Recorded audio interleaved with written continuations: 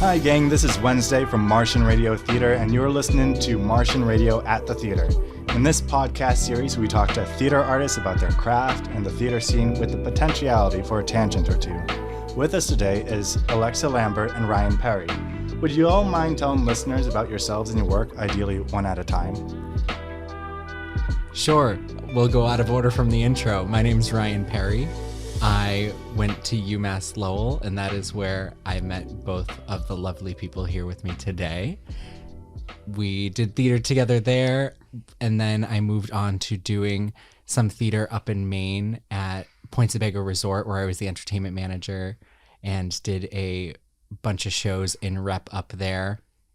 I also did a National Children's Theater tour with Missoula Children's Theater. I was the theater director for Lowell Catholic as well, and now I host events for school fundraisers. All right, I'm Alexa. As Ryan said, we met at UMass Lowell, where I studied psychology and theater arts, and I graduated in 2016. And I left school not really knowing what I wanted to do. I knew I wanted to do theater, but it just seemed so unrealistic. And I found an internship at a nonprofit children's theater, and I took it that summer, and it has turned into a full-time job. I now work full-time for Wellesley Theater Project, which, as I said, is a nonprofit children's theater in Wellesley. We have classes and productions for kids, preschool all the way through high school. And I am their resident stage manager, and I'm their prop master, and also their office manager. So I do a wide variety of things for them. And I've stage managed a little bit outside of there. I've worked for Apollinaire Theater Company. I've worked for a couple other places with adults too, but most of my time is in Wellesley. Awesome. Thank you for the introductions, guys. I want to start off with asking a sort of a general question. I want to ask, what makes live theater different from other forms of artistic expression and entertainment?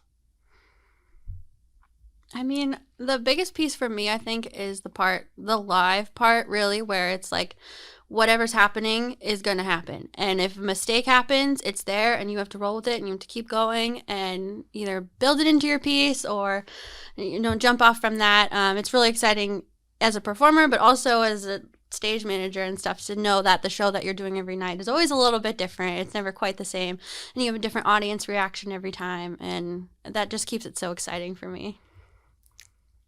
Yeah, from an actor's perspective, you always have to be aware at every moment what is happening. You have to be fully engaged the entire time. There's no editing, there's no cutting. It is what it is. Mistakes happen, and that's honestly my favorite part of it, being an improv comedian. That is where I really end up thriving, is when there is something that goes wrong on stage and I am able to channel whatever chaotic energy is happening into something that is productive for the show. So that's definitely my favorite part of live theater, but it's also just more personal, more vulnerable. When you're watching TV or a movie, you can pause at any point and it totally removes you from whatever emotions that they're building up to in that piece. And instead of being moved to tears, you decide to pause to make a chicken pot pie. And live theaters, you don't have that option. You can't go to your microwave. Now I'm picturing a microwave section in the audience where people can just go up. Hot Pockets on deck. Broadway 2028. It's a microwave dinner theater.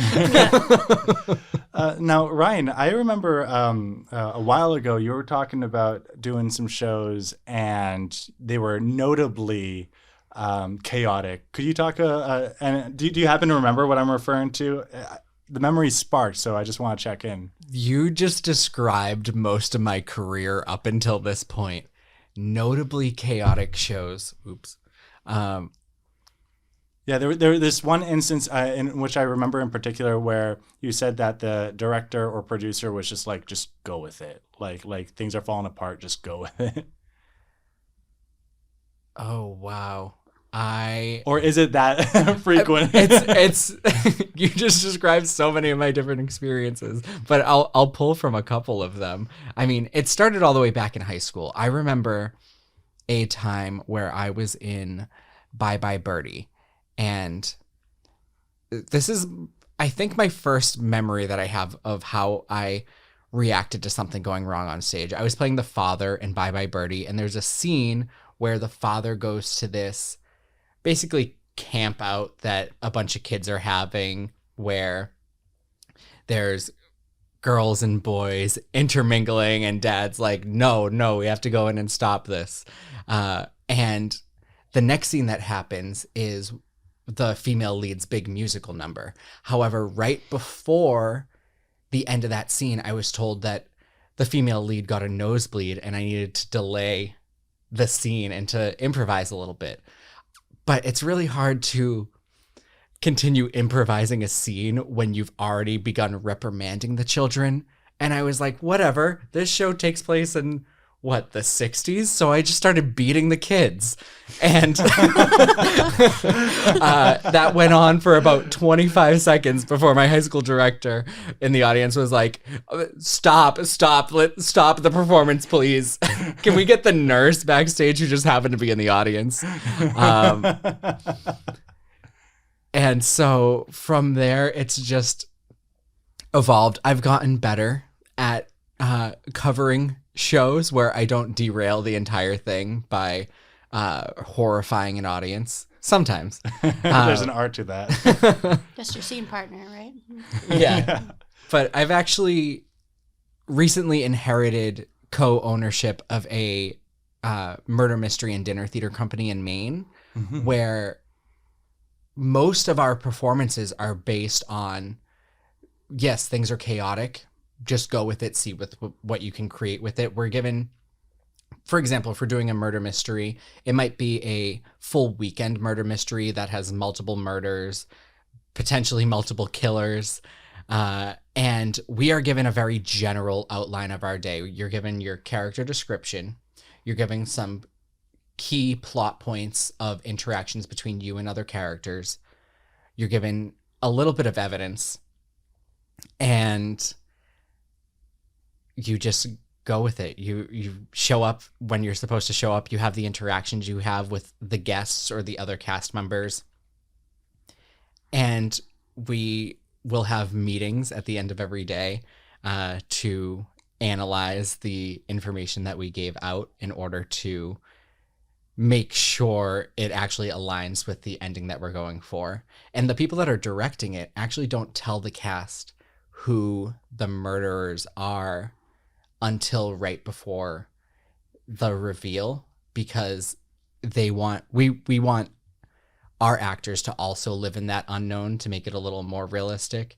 And instead of doing what most murder mystery dinner companies do, which is they tell their actors to make themselves seem innocent the entire time, we tell our actors, make yourself seem as guilty as possible. Your goal is to get as many people to vote for you as possible.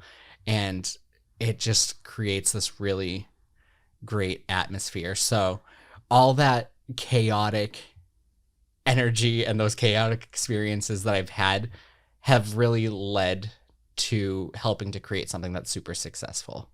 That's incredible. I've found murder mysteries to be such an exciting prospect and incredibly intimidating, because it feels like it's one of those things where, I mean, there's so much opportunity for it to get derailed, especially when you have such, a level of guest interaction going on. So I don't know, that's wicked cool. Have you performed in murder mysteries quite a bit? And has there ever been an instance in which you had to figure out how are we going to get this murder mystery back on track?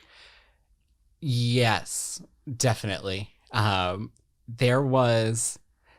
our murder mysteries are also very interactive with the guests and has a lot of activities for them. So our last one we did was called The Amazing Bachelor Race in Paradise, which was basically, the premise was a show very similar to The Amazing Race and a show very similar to The Bachelor, just had both of their budgets cut in half. So they decided in order to save both the shows, they had to merge them together. So we created this half Bachelor, half Amazing Race show where the audience members were divided up into teams to support different members of the cast as like their represented bachelor or bachelorette. And we had our final Amazing Race leg that ended up with all 6 remaining bachelors or bachelorettes tied to chairs with torture collars around their necks with explosives. And the last team to solve their puzzle, their person was killed. And it really wasn't pre-planned. It's the first time we ever did it in our murder mystery company's history where we didn't know who was going to die until that moment. And they had triggers in their hands that were tied behind their back. So if they died, they had to cue the trigger behind them to have the blood spurt out and just die on stage. And it was the most dramatic death I've ever seen in our murder mystery history. But there was a moment where I also created all the puzzles, and 4 of the teams got it fine, but the last 2 literally could not get it. And our director was like, you have to go help them. You have to go help them. And I was like, my character knows nothing about this. Like it wouldn't make sense for me to do this. It's going to throw them off. And so we basically had one of those farcical moments where it was literally me telling another actor exactly what they had to say, but like covering it in ways where it didn't look like I was going up and like telling the detective exactly what he needed to know, because it would look like I'm implicating myself. So literally speaking through curtains or like turning my back towards a majority of the audience and like looking like I'm like panicking about something else, but actually telling him what plot points he needs to reveal and like what he has to say in order to help them. Exactly. Trying to, as subtly as I can, help him give hints. However, he doesn't hear that. It was an old man that I shouldn't say old man. He's an older man who I was trying to relay this information to, and it was just the worst game of telephone, and it was like making everything worse. He's giving them like anti-clues. Yeah, misinformation. Exactly. But it was great. It was great, and everyone loved the weekend, and it was very successful. Oh, I'm gonna have to come up to one of those. Oh, sometimes. It's so much fun. You definitely should. Alexa, you stage manage productions with kids, right? I do. So there must be a good amount of chaos in those rooms. Well, what's it like working in those types of productions? And does it ever go off the tracks, or do you find yourself surprised a lot with those productions and how they actually like get pulled off? Yeah, so we have 2 different setups. We have our enrollment-based cast, where we'll have 2 groups of about 30 each, putting on the same show, but 2 different sets of kids. And then we have our audition-only groups, where it's like the professional world, where you come in, you audition, and some people get in, some people don't. And those casts tend to be a little bit smaller, and we'll do those in our black box theater versus the larger shows we do over at Babson College right now is where we're doing most of them. And it's just so interesting because kids are funny and they're unpredictable. And, a lot of my big cast shows have kids. They're like, the majority is like 2nd through 8th grade, I would say. And they're at various stages of their young acting career. So some of them have been doing this for, 4 or 5 years. Some of them it's their very first show. And it's always interesting as the productions come along to see how they respond to things going wrong on stage, or a costume piece falling off, or, things like that. So yeah, there's always a little bit of chaos. I would say the biggest space of chaos is backstage. There's just so much happening back there. It's like a whole other production. But it's just amazing to see what they are able to do and the level of professionalism really that they do end up coming on stage with, no matter what's happening backstage or what's going on in their life, and how they juggle school and all these other activities. A lot of them play sports, a lot of them play instruments, like they do all this stuff, and then at the end of the day they'll come in and put on these productions, and they're really quite talented, and it's so rewarding to work with this age group. I've worked with adults too, and I enjoy that, but it's not rewarding in the same way as working with the kids. They just get so much out of it, and you see them as they grow and how it shapes who they become, and it's amazing. That's so exciting because on one hand, they have untamable energy to a certain extent, or perhaps lack of focus, but they also contain within them an element of play that sometimes adults lose. And I can imagine that being upstage and knowing the roles, they can just play in a way that's much more organic or intuitive to them than perhaps someone who might have had a little space from having done that, which is really cool. Have you ever worked with a young actor who is just clearly going to be a professional, or because I'm picturing this stage in which there's a bunch of kids playing around and then sewing off with their scarf and reviewing their lines and smoking a cigarette or something. I mean, we definitely have the kids who are they know that this is what they want to do. We have an audition-only touring group that we call Impact, and they do a lot more of community stuff. They actually travel every year now to Junior Theater Festival in Atlanta, and they bring a 15-minute cut of a piece that they've done, and it gets adjudicated by professionals there.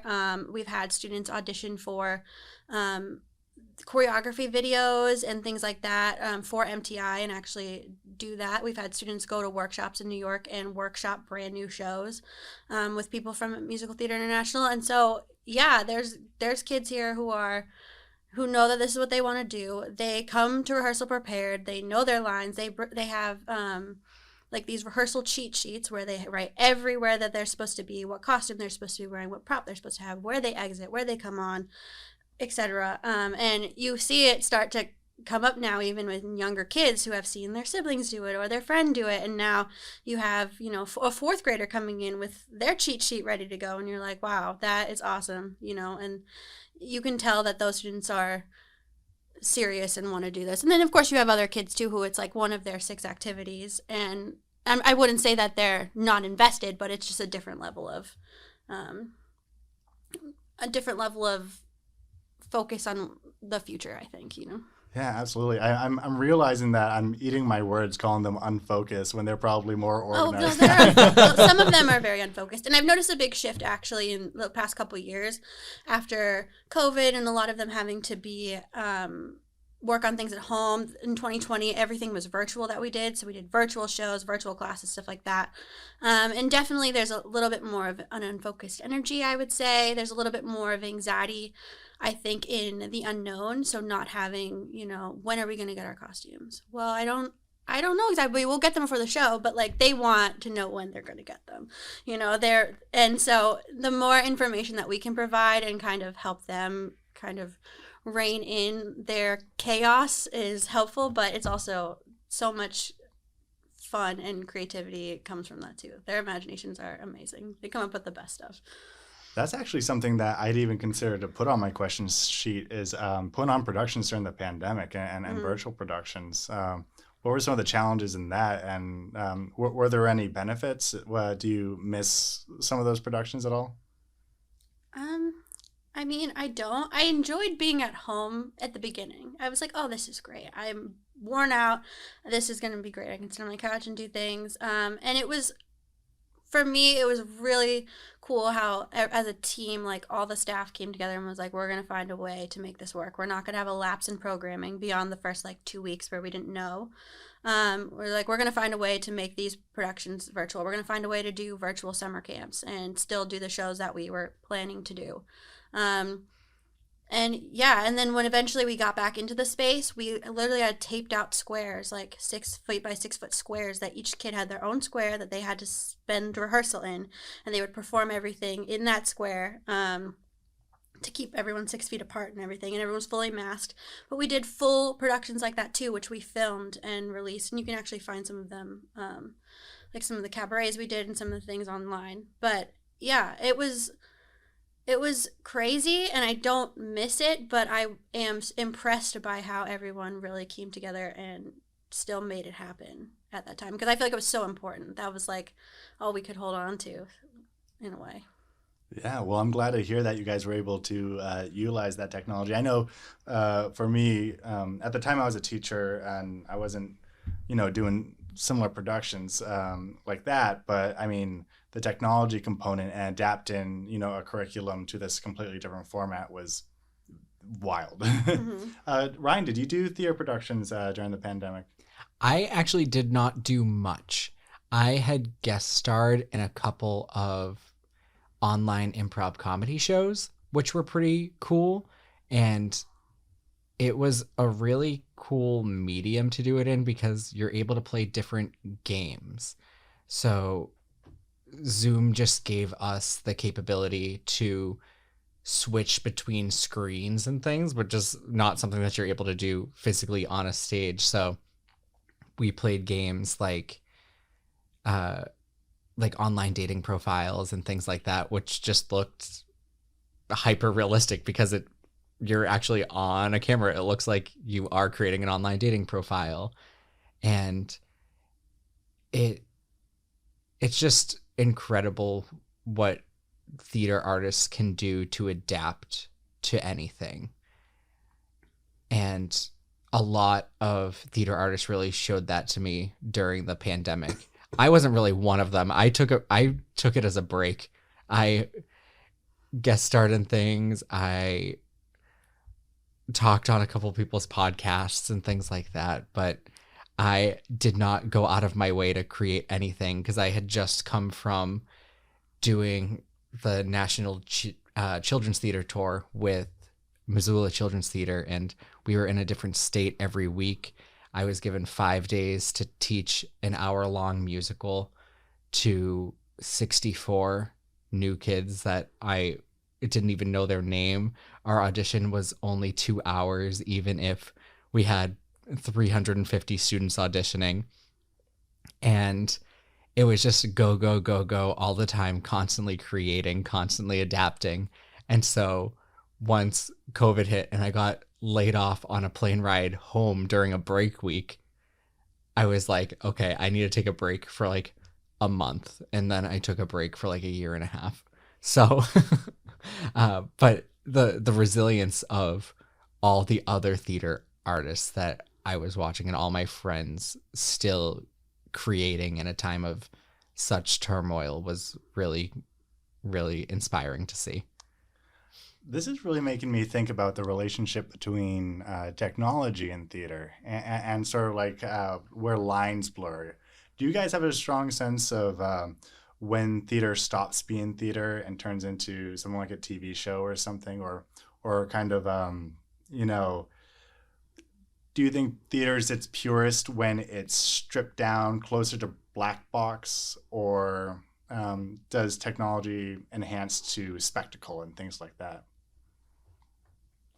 I think technology has created an unfair expectation of what theater is supposed to be because of all the money that Broadway funnels into their shows.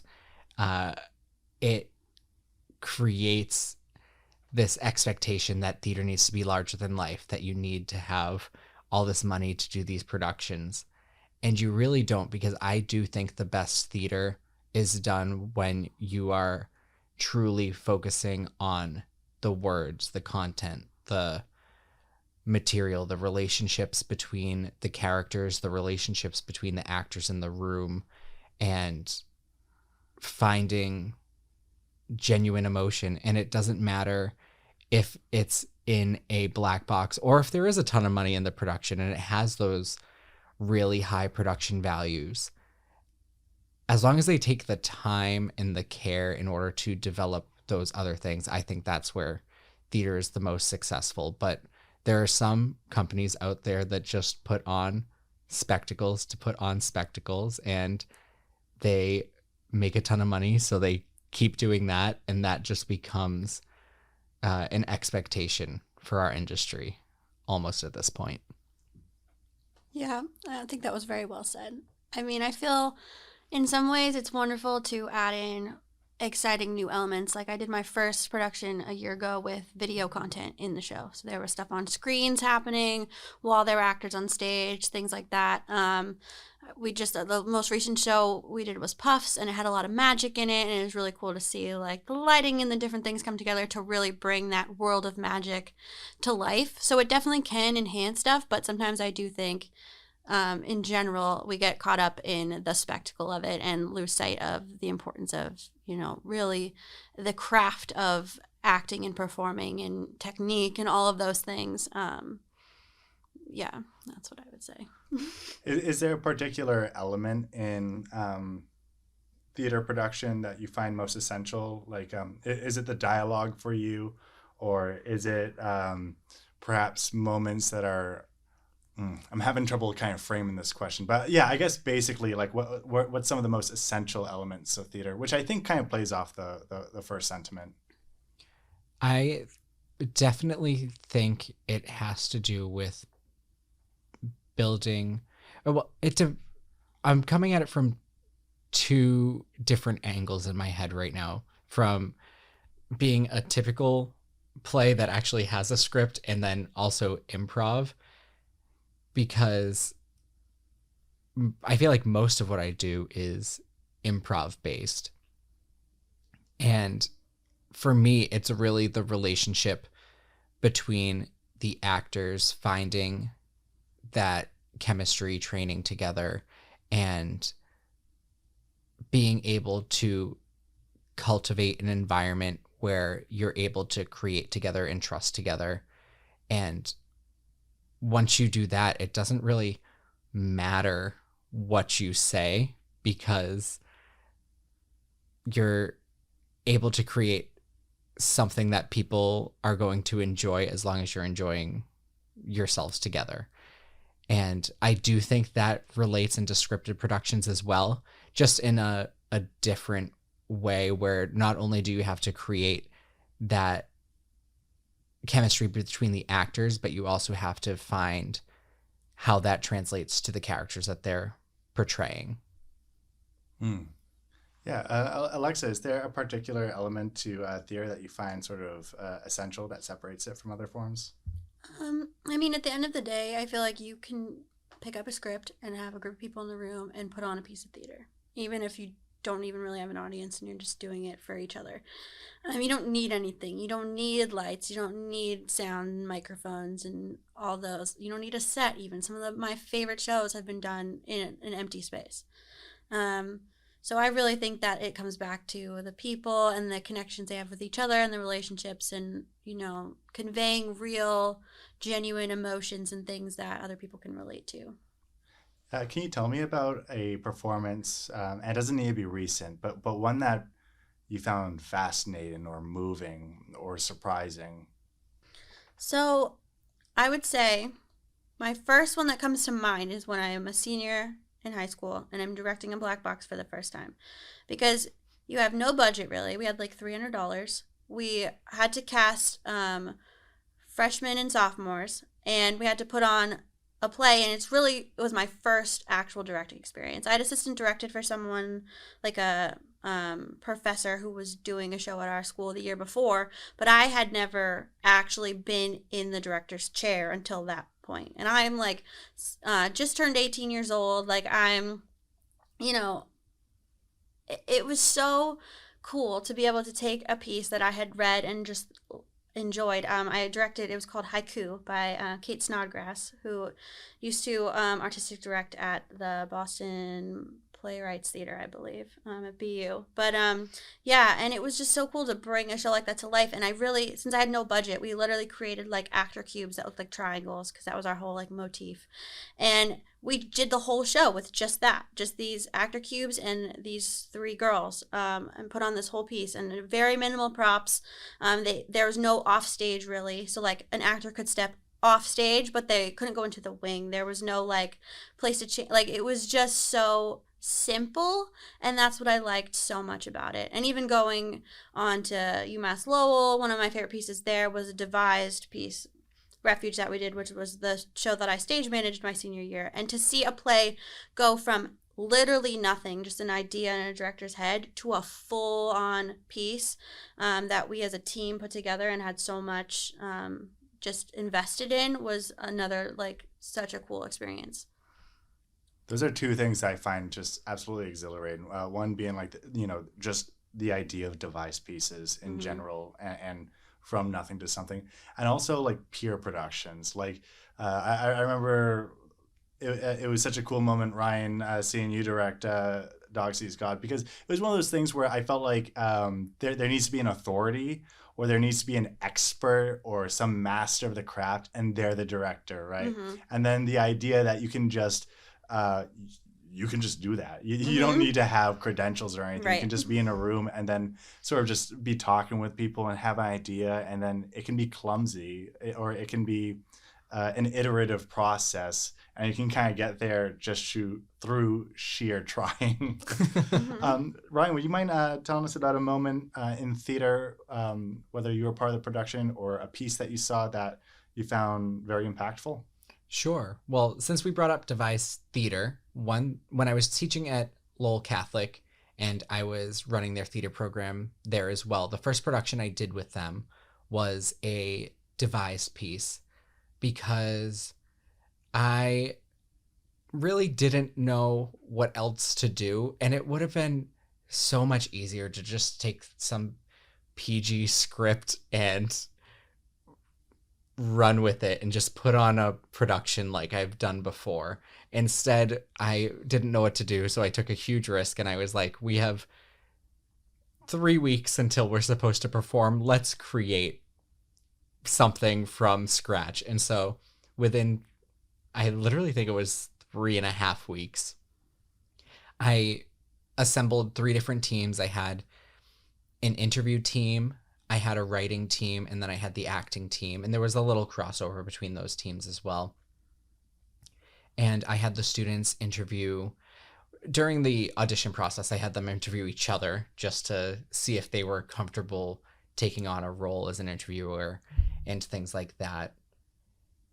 And then when they were on the interview team, I had them interview teachers. I had them interview family members. I had them interview people in the community with their family's permission. And we took on the topic of recovery because we were just coming out of the pandemic. This was the first live performance that they were having at the school in like 3 years. We still had to wear masks. We didn't have any microphones. So I was like, this is the perfect topic to do right now. And I never anticipated it to have the amount of impact in the school community that it ended up having. There were so many outcomes from the production that I had never anticipated. And in fact, during the audition process, when I had them interviewing each other, I was like, don't worry, we're not actually going to be using these in the show. Say whatever you want to say that is semi-Catholic school appropriate. And just have fun with it, let loose. And I ended up going back on that initial statement because we did use one of the students' interviews from the audition process because it meshed so well with other stories that we had. Because we talked about what does recovery mean? What are different things that you recover from? So people were recovering from COVID. People recover health-wise in all different ways. People recover from addiction, from abusive relationships. And instead of highlighting the traumas, what we really wanted to do with the production was to highlight how people recovered from these things and really give the students and the school community all of these resources from all these people's stories to say, hey, if you're struggling, that's okay because everyone is struggling right now. This is how some other people got through their struggles, if it helps. And so going back to that initial student's interview, she had talked about the loss of her uncle. And she had lost her uncle years prior, and she assumed that she was kind of emotionally removed from that situation and those experiences. She was a little emotional during the interview, but it was more just melancholy than sad. And she told the story about her uncle and how he was a piano player who was actually pretty renowned, and he would have concerts, and he made his living off of playing the piano. And so we used her story, and we didn't have her play herself. We had another actress play her in the production. And part of her interview, she said that anytime the song Piano Man would come on the radio, they would think of him. And when they were leaving his funeral, it just happened to pop up on the radio. And so we used that part of her interview, and we used the song Piano Man as underscoring during that part of the scene as well. And during Tech Week, she came up to me and she was like, hey, can we have a conversation at some point? And so my co-director and I ended up having a conversation with her, and she was like, I didn't understand the emotional impact this was going to have on me. I just want you to know that it's really hard for me to hear my own story with that song. We don't have to change it in the show. I just needed you to know that I come on for my performance right after that, and I just need you to know so that we're transparent. And my co-director ended up talking about the loss of his father during that meeting with her, and we talked about all of our different grapplings with grief. We cried, and we all recovered in that room. And from that moment on, just from having that conversation, she was able to listen to her own story and not be overcome with grief about it. And the really remarkable thing about that whole story is that her mother was in the audience, and her mother knew that she was struggling with it. And her mother actually didn't know how she was going to respond herself hearing that interview on stage, because it's talking about her own brother. And the mother came up to me after the performance, and she was like, I just need to say, or she came to multiple performances. So she came up to me after the second performance, and she was like, I just needed to say thank you so much, because I haven't listened to my brother's music in like 7 years. And after the performance, I was able to go home. I was able to listen to him play the piano and watch recordings that we have of him. And for the first time, I wasn't sad, and I was able to enjoy listening to those. So I just wanted to thank you for giving me that gift that I didn't know that I needed. And it's those unexpected changes that theater can make in people's lives that makes it really impactful and makes me want to keep going and keep creating. And it doesn't have to be changes that great as altering someone's perception and their grief. It can just be making someone smile for a moment. It can be letting someone vent, let them get out emotions that they are not capable of processing on their own, and watching someone else go through those emotions. So that, to me, was a moment that was really impactful. And it's one of my most recent reasons that I keep in my mind of why I need to keep creating and keep theater going. That's so provocative. And I love how transformative that experience was for the people who experienced it. And it makes me react in a few different ways. In one sense, it makes me think of this quote where it's like art is supposed to, disturb the comfortable and comfort the disturbed. But you also bring up a good point that it's such a big spectrum, where some of it can just be incredibly jarring and raw and real, and this moments that you'll never forget. But then at the same time, it can also be sort of light and comic and inconsequential or silly or not taking itself seriously.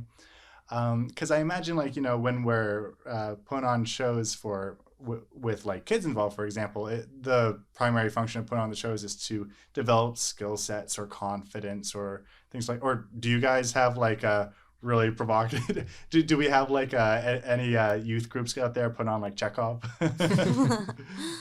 No, I mean, we did do Spring Awakening with our high school students, which is, a little on the edgier side. We made it age appropriate, but I mean, yeah, there's the difference between, the kids, it's just like a lighthearted, fun musical or building confidence where, we're just having fun and singing and dancing at the same time. And then there's, the more serious pieces and the ones that are moving and, you walk away feeling almost different for having experienced it. Is there a type of performance, Alexa, that you gravitate towards more? I mean, before I found where I am now, I still do. I loved straight plays, no music, no dancing, just raw acting. Whether they're comedic or not, or dramatic, whatever they are. Like, I just love that. I also really love new works. I stage managed for several years a playwrights platform. They have like a new work showcase every year where they have like 10 different playwrights that are chosen, and they put on one of their like one act plays that they wrote, and it'll be like one night where there's like 10 different plays, and it's just so cool to see not only the playwright get to see their work on its feet for the first time, to get to see a director's first interpretation of a script, to get to see actors bringing characters to life for the first time. I've always really loved that. When I was in my first freshman year of college, we did a one-act version of a new work that is now published called Who is Theo? And just knowing that I was one of the first people to ever play this character, Ellie, on stage and had my interpretation of it was so exciting. Right now at work, we are one of 5 groups in the world doing a world premiere pilot production of, it's called Dot and the Kangaroo Jr. For Musical Theater International. And it's so cool to know that we're one of the first groups to do this with young kids. We're going to have the writers come when we have the performances, and they're going to use our production as a way to figure out what they want to change, what they want to tweak, what worked, what didn't work, things like that. And I just love being part of processes like that versus, I mean, I still love other shows, but you could do a show that's been around forever, and it just is what it is, and it's a classic, and, it's fun. But to be more a part of the process of creating something, to me, is just so rewarding. I love the idea of that there are spaces for new works to happen, and also brings to mind, theaters in the region in general, put on shows, and they have to kind of curate this season, right, that will appeal to audiences. Do you feel like that there are enough spaces for new works to find light, or do you notice a pattern of theaters putting on plays that are safer or more accessible, or perhaps a lot of Shakespeare or something like that? I personally wish I saw more new works happening. I know there are theaters doing them. I know in this age of trying to make things more inclusive and everything that there's more new stuff coming out.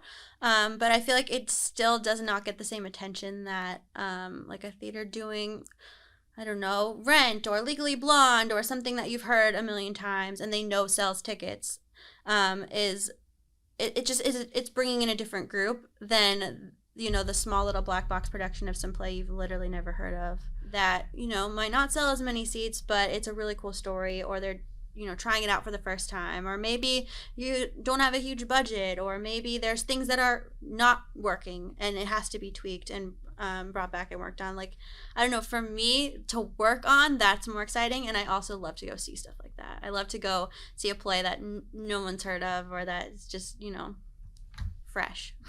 Are there any theaters that you know of, or theater groups that you find very exciting and doing really interesting work? I have to think about that, because in recent days, I feel I have not been going out and seeing as much theater as I once did. And it's not because I don't enjoy it, but I also am trying to separate, like, now that it's become my career, doing it all the time, and then still finding enjoyment in doing it in my free time, and kind of trying to balance that. And it's also interesting as you grow and I'm in a relationship and my partner supports my theater career but doesn't necessarily want to go see theater in our free time. So if we have a Saturday night off, we're probably not going to the local theater production, just because that's not really what he wants to do, and that's also what I've been doing 40 hours a week. So I feel like I don't see as much, so then I feel like I don't know as much of what's going on, which is why I was thinking something like this podcast is so cool, because then you get to hear all about what local people are doing and all the different projects are going on. And then, as I try to stay a little more distanced from my phone and social media, I'm not necessarily seeing even all the ads of stuff of what is going on. So it'd be nice to just, like, as I'm driving to work, plug in and listen to, like, some projects and be like, oh, that's what I want to go see, or that's, that sounds like a really interesting show that I do want to spend my free time going to. Because it's hard to choose, I have students every day who are in a different show every weekend between them all. And it's like, I can't go see them all, because you go see one, you got to go see them all. And it's like, how many, high school productions are you going to see this month, and still have a work-life balance, theater, non-theater life balance, whatever it might be. So, Yeah, absolutely. That brings to mind too, like, just sort of like becoming aware of things that are happening. Like, is there a big billboard that's like, yeah, this is where all the cool things are being posted up, and creating avenues so that, signal fires so that people can actually find these things. And I'd like to revisit that with the projects that you guys are working on. Before we do that, Ryan, I was curious if you're aware of any groups or theaters that are doing interesting things that you'd like to highlight. I almost tried to look up their name on my phone while Alexa was talking, but I didn't want to be rude because I know who they are. I know what they do. I just don't know their name. But I saw a really cool theater group when I was in Chicago. And I know they're not local, but they did something that was, I think it was 60 scenes in 60 minutes or something like that. Or it might have been 30 scenes in 30 minutes. It's one or the other. I really should not have brought this up because I clearly have no idea what I'm talking about. I don't know their name. I don't know the premise of what they do. But they basically have like this clothesline, and it's just a black box theater with a clothesline with the names of all their scenes behind the numbers. And so whenever they finish a scene, the room goes to a blackout. And then once there's the blackout, the audience yells out one of the numbers up there. They pull down the scene, and then they perform that scene. But all these scenes are self-made by the company through different methods that they go about to put on these scenes. And they're just really evocative, and they retire things all the time. It's never the same. You never have the same set of scenes that are ever up on the top. And it's all these things that are just so personal to the people that are performing them. And they could be just someone screaming for 5 seconds, or it could be something really emotional of someone miming, pulling themselves in a chair towards the audience, looking like they're struggling while saying all the things that they've had to overcome in their life. or someone getting a balloon of paint thrown at them multiple times during a scene while they say or do something. It's so hard to describe because it's just so eclectic and you don't know what any one scene is going to be. If it's going to make you laugh, it's going to make you cry. But they do all the scenes and they do it within whatever allotted time slot it is. I think it's 30 scenes in 30 minutes. And their name begins with a the. So listeners, go ahead and type into your Google search engine, Chicago, the. And you just go ahead and see what pops up. I kept wanting to say, it gives me like the Groundlings vibe. Like it's a name like that. And it might end in lings, Yeah. but it might not. So You have like, to look it up now. Yeah. Okay, so that's your challenge, listeners, is type in the, then put in a space, and then end whatever word you do with lings, and just do variations of that. Are you going to be looking it up? yeah, yeah, I'll look it up. you go ahead and look it up. I'll also answer this question myself as well. One live production that I saw was from a local group. I'm not sure. Are you guys familiar with Free Soil Arts? No. Oh, they're great. They're a Lowell-based theater collective run by Krista Brown, and they've been getting a lot more traction lately, throughout the year, really. But they've just gotten like a lot more funding from a local community foundation. And they had this one reading of a play from a New York trans playwright. And they had a bunch of actors who, it was very simple. It was just a reading of the play, right? But with like, a lot of emotion behind it. It was called Crooked Parts. I forget the playwright's name. And I was there just to film it for them as part of an LTC thing, just to get documented and provide them the files afterwards. And I had my headphones on, I was behind a camera, and I was listening to this play about this person's journey from like childhood to adulthood in kind of finding comfort in their queerness and also the family dynamics. And what I found really powerful about it was that it wasn't anecdotal. It wasn't trying to teach you a lesson. It was, like these are various things that happen. And something about the joy that the child has with his parents when he's young, but is presenting as, like a young woman at a time. There's so much, it's like a house that's just filled with singing, and so vibrant. And then post-transition, how that the warmth, especially of the mother character, just dissipates, and it's just this coldness. And there was something about that where I was just Niagara Falls. I was just crying. I like, there were several folks from nonprofits who like recognized me, like do a little wave, like, don't perceive me right now. This is not my best moment. And I just had to kind of sit there afterwards and just like I was still doing my job, like just record. Like, yeah, this is for the post-credit scene or whatever. And so that was a really cool thing.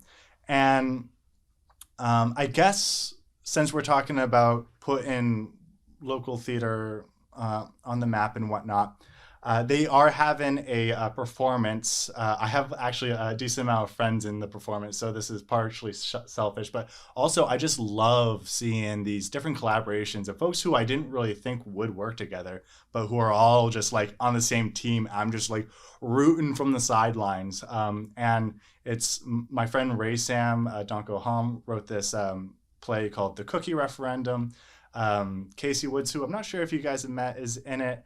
Along with a couple other folks, and it's being produced by Free Soil, and it's being put on it's playing on at the Butler. That's November 18th and November 19th, I believe, but you can go on freesoilarts.org to confirm that. And it's a younger play. It's about like, students at a high school who are doing like a local school election, and the hot political topic is something to do with like cookies being served at lunch, but then there's heated politicking that happens between the kids, and so there's a lot of play on that. The premise kind of reminds me of that movie with Reese Witherspoon and Matthew Broderick, Alexa. Maybe it very well could not be the same thing, but that's what the premise reminded me of. And I suppose it kind of leads me to my last set of question, or my last set of question. My last question is, are there any projects or things that you guys are working on or that you know's around that you guys would like to kind of plug and promote? I mean, so right now, as I mentioned, I'm working on a world premiere pilot production of A Dot and the Kangaroo Jr. We're going to be at Babson College in December. Our impact touring group is currently working on Children of Eden Jr. Tickets for both of those are on sale at wellesleytheatreproject.org. And a bunch of my coworkers right now are working on Rent at the Umbrella, and that looks like it's going to be a gorgeous production. So I know that's happening right now too. But there's just so much theater going on right now, and that's so exciting to see. I feel like it's all like flooding back. When I'm not doing theater, I do a little bit of community outreach and social media work for a portrait company, La Cozy Portraits, but they're also known as ASA Photographic, and they go out and take pictures of a lot of high school theater productions. So I'm always seeing pictures come in of all of these different shows, and it's just so cool to see. People are doing, brand new plays, people are doing older or period pieces. Like, there's just so much happening right now, and it's so exciting. So I feel like no matter where you live, if you just want to see some theater, there's something happening right now. I 100% mirror that sentiment. I don't have any public performances that are coming up. Everything I have coming up are private performances in Maine. So don't go there.